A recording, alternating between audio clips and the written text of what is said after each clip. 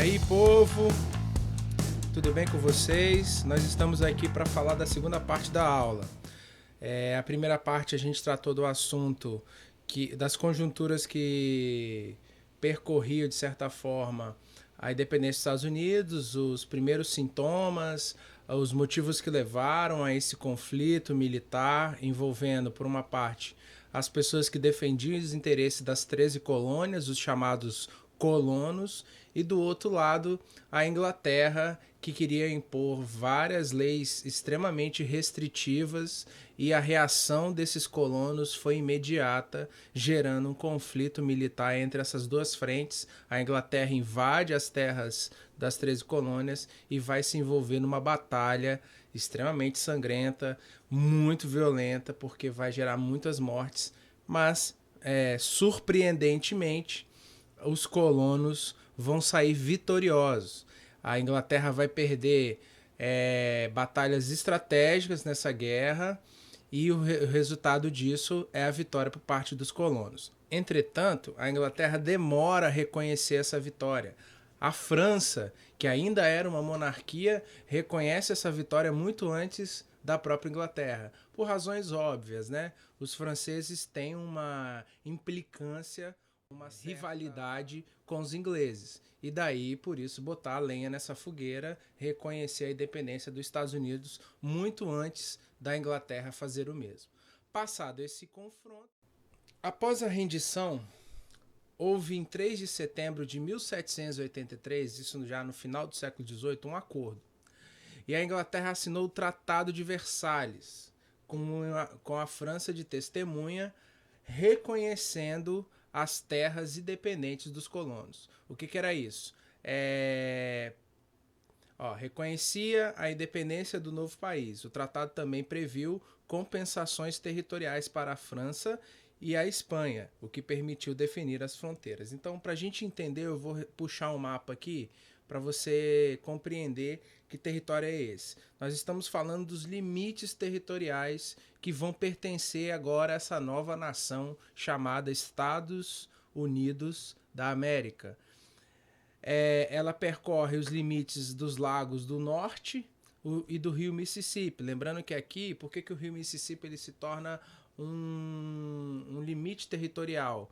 Nós estamos falando de um contexto do século XVIII que ainda não há expansão para o oeste. Isso é um assunto para o próximo capítulo.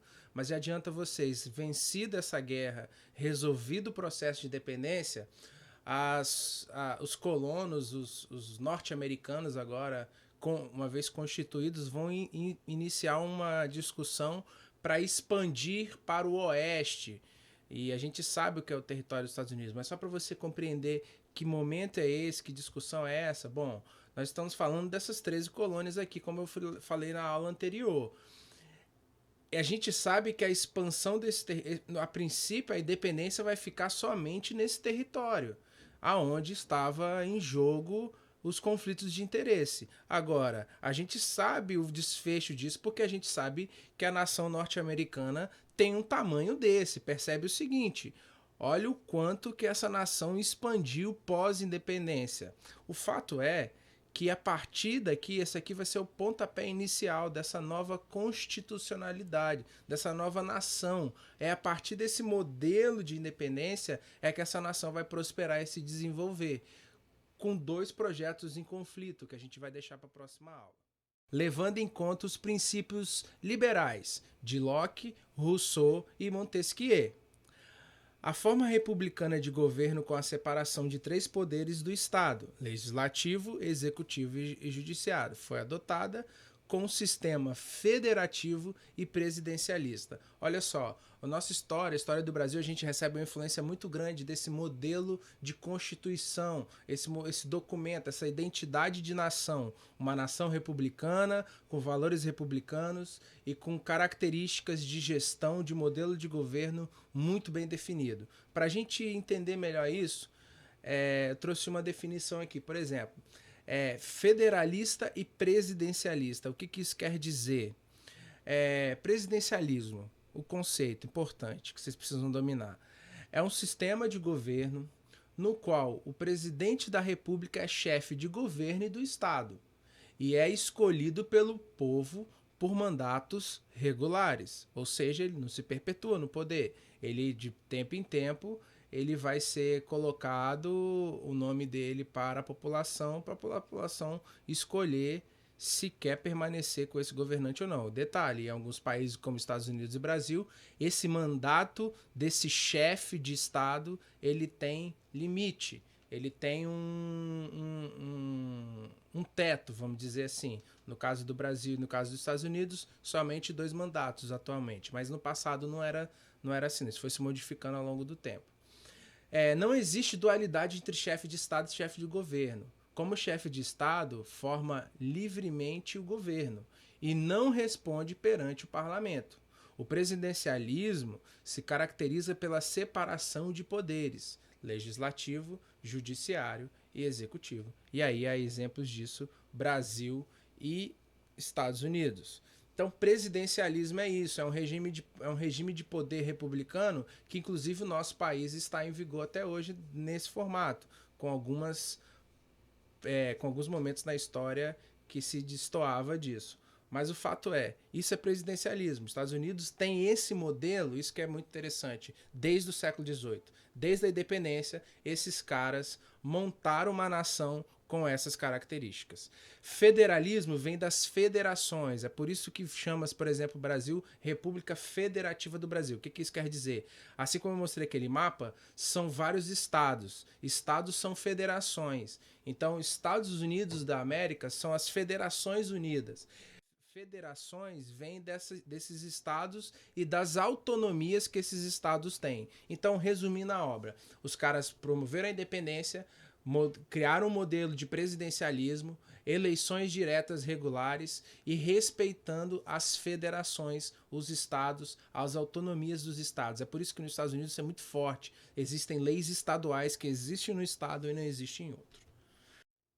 Bom, pessoal, agora, avançando um pouco mais para a conclusão desse conteúdo, eu queria chamar a atenção para vocês para essa pintura, e não só essa pintura, o que ela representa. A gente está falando de independência, entretanto, tem uma questão aqui muito cara para os Estados Unidos, que era a questão da escravidão. Os Estados Unidos, as colônias, assim como vários outros territórios da América, exercia a escravidão como talvez a mão de obra principal.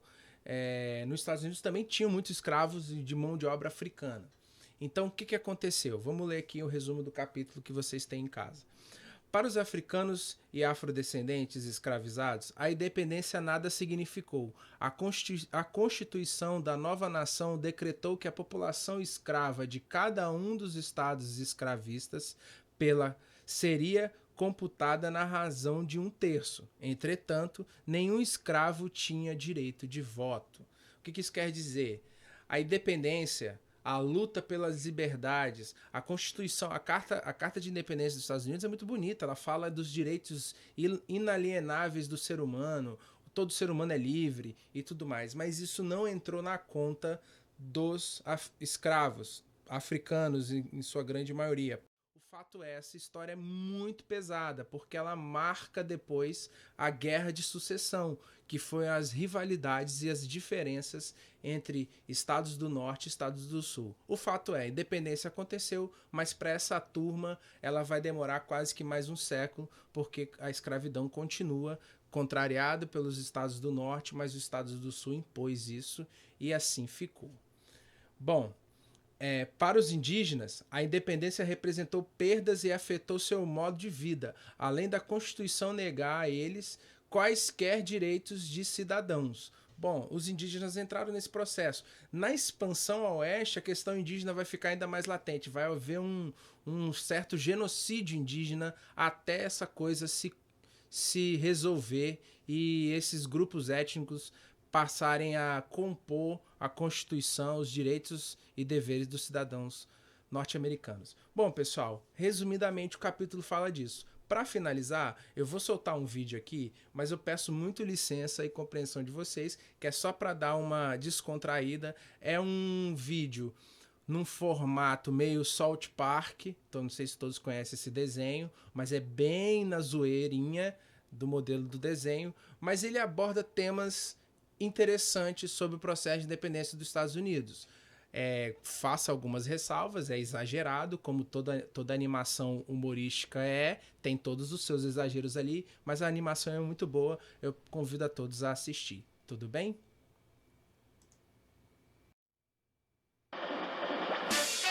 Now it's time for a brief history of the United States of America. Hi, boys and girls, ready to get started? Once upon a time, there were these people in Europe called pilgrims, and they were afraid of being persecuted. So they all got in a boat and sailed to the New World where they wouldn't have to be scared ever again. Oh, I'm so relaxed. I feel so much safer. But as soon as they arrived, they were greeted by savages, and they got scared all over again. Indians! So they killed them all. Now, you'd think wiping out a race of people would calm them down, but no. Instead, they started getting frightened of each other. Witch! So they burned witches. In 1775, they started killing the British so they could be free. And it worked. But they still didn't feel safe. So they passed a Second Amendment which said every white man could keep his gun. I loves my gun. Loves my gun. Which brings us to the genius idea of slavery. You see, boys and girls, the white people back then were also afraid of doing any work. So they went to Africa, kidnapped thousands of black people, brought them back to America, and forced them to work very hard for no money. And I don't mean no money like I work at Walmart and make no money. I mean $0. Nothing. Not a zip. Doing it that way made the USA the richest country in the world. So did having all that money and free help calm the white people down? No way. They got even more afraid. That's because after 200 years of slavery, the black people now outnumbered the white people in many parts of the South. Well, you can pretty much guess what came next. The slaves started rebelling. There were uprisings. An old master's head got chopped off. And when white people heard of this, they were freaking out and going, I want to live. Don't kill me, big black man. Well, just in the nick of time came Samuel Colt, who in 1836 invented the first weapon ever that could be fired over and over without having to reload. And all the southern whites were like, yeah! But it was too late. The North soon won the Civil War and the slaves were freed. Yep, they were free now to go chop all the old masters' heads off. And everybody was like, oh no, we're gonna die. But the freed slaves took no revenge. They just wanted to live in peace. But you couldn't convince the white people of this. So they formed the Ku Klux Klan. And in 1871, the same year the Klan became an illegal terrorist organization, another group was founded, the National Rifle Association. Soon politicians passed one of the first gun laws, making it illegal for any black person to own one. It was a great year for America, the KKK and the NRA. Of course, they had nothing to do with each other, and this was just a coincidence. One group legally promoted responsible gun ownership, and the other group shot and lynched black people. And that's the way it was all the way to 1955, when a black woman broke the law by refusing to move to the back of the bus. White people just couldn't believe, huh? Well, I won't say move. What's going on? Man, all hell broke loose. Black people everywhere started demanding their rights, and white people had a major freaky field meltdown. And they were all like, run away! Run away! And they did. They all ran fleeing to the suburbs where it was all white and safe and clean. And they went out and bought 250 million guns and put locks on the doors, alarms in the houses, and gates around the neighborhoods. And finally, they were all safe and secure and snug as a bug.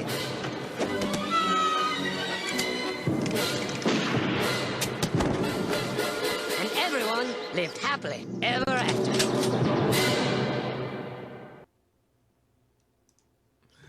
Eu falei que era cheio de exageros, né, gente? Mas tem dois pontos cruciais ali que essa animação me chama a atenção em cima de tudo que nós conversamos sobre a independência dos Estados Unidos. O primeiro é a cultura da arma. É até uma bala de uma arma contando aquela historinha ali. É porque é o seguinte, isso é uma tradição da independência.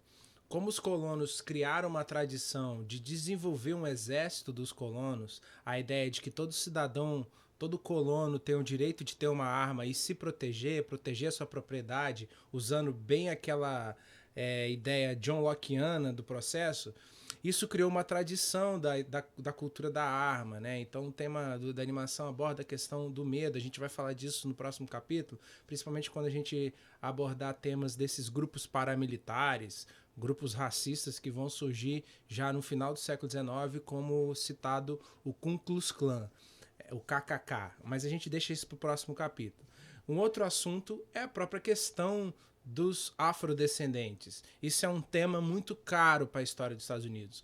Eles empurraram isso no processo de independência, isso vai voltar muito forte como pauta a luta, a resistência afrodescendente, a liberdade, o fim da escravidão na Guerra de Sucessão, que é a guerra interna, a guerra envolvendo os estados do norte e do sul, e isso marca a história da independência dos Estados Unidos, e isso tem desdobramentos até os dias de hoje na América do Norte. Então é isso, espero que vocês tenham gostado, bons estudos para todos, e qualquer dúvida estamos aí. Valeu, galera!